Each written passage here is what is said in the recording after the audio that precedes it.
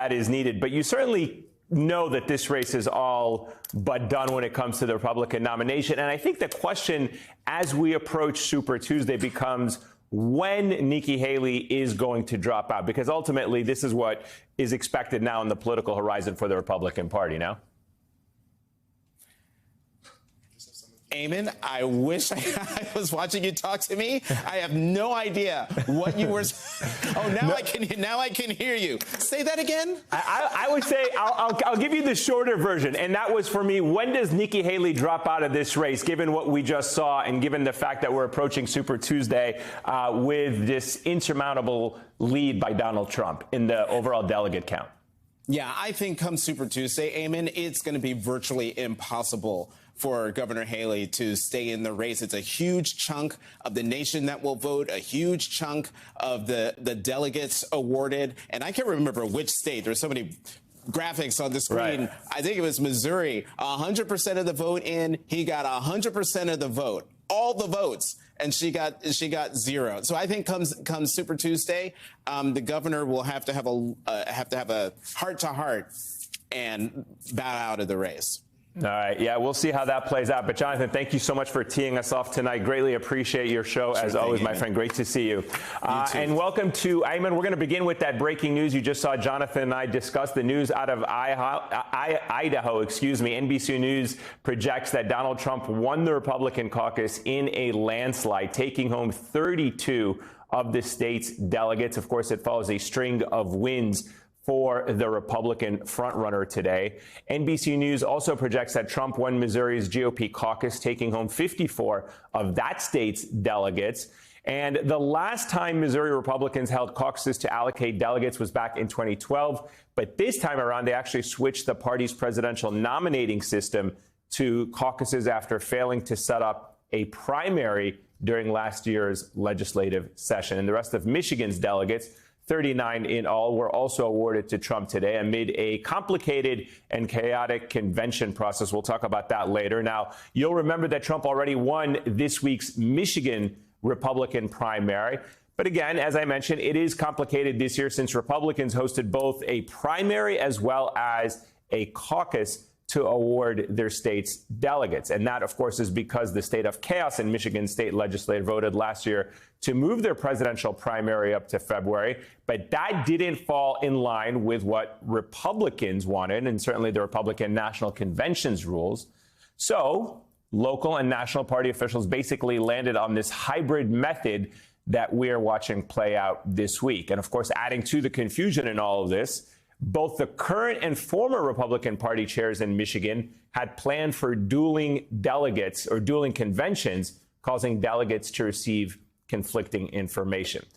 Of course, as of now, and certainly for Nikki Haley, she is yet to win a Republican nominating contest. She still vows to stay in the race through Super Tuesday, which is next week. Haley telling Meet the Press moderator Kristen Welker that her goal heading into March 5th is to have a, quote, competitive showing against Trump.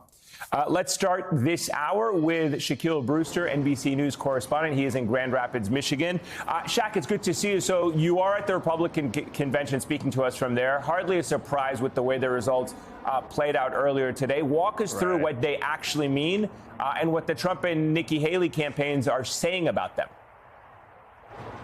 Well, look, it was a good day for Donald Trump here in Grand Rapids, Michigan. Of the 39 delegates that were up for grabs at this Republican caucus, Republican convention, Donald Trump won all 39 of them. When you go by delegate, he won 98% of the delegates who ended up voting in this entire process. And of course, this follows his large victory earlier this week, just on Tuesday here in Michigan for the primary being a more traditional election that we're used to, where you have everyday voters going to the polls. So bottom line, Donald Trump is getting an overwhelming share of the delegates to come out of the state of Michigan. And I talked to a lot of those delegates who were at the convention. The convention has since wrapped up, who drove in from all different parts of the state, and they were unified in their support for Donald Trump. Even those who say that they voted for Haley because they wanted they liked her for different reasons or might not have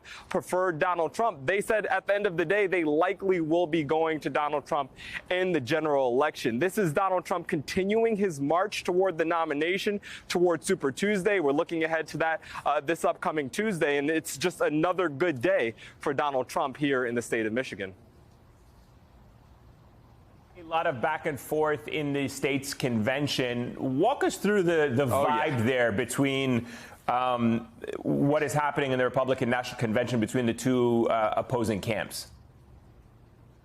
Right. So when you look at the result, it's clear that the party was unified behind Donald Trump. These are party insiders who are going, delegates who are participating on a Saturday morning to go and cast their ballot. But if you look at the news leading up to this convention, up to this weekend's convention, you see this Michigan Republican Party is anything but unified. The previous chair, Christina Karamo, she held on to power essentially after being ousted back in January. She kept access to the email address. She had full access of the convention, of the GOP website, and she was going to have her own convention in Detroit. She was ousted in January. She took a contingency of Republicans with her and tried to essentially stop Pete Hoekstra, who is the Republican Party chair, now based on a judge. A judge had to come in and rule that he was the chair, essentially forced him to have another convention in Grand Rapids. So leading into this primary, into this weekend,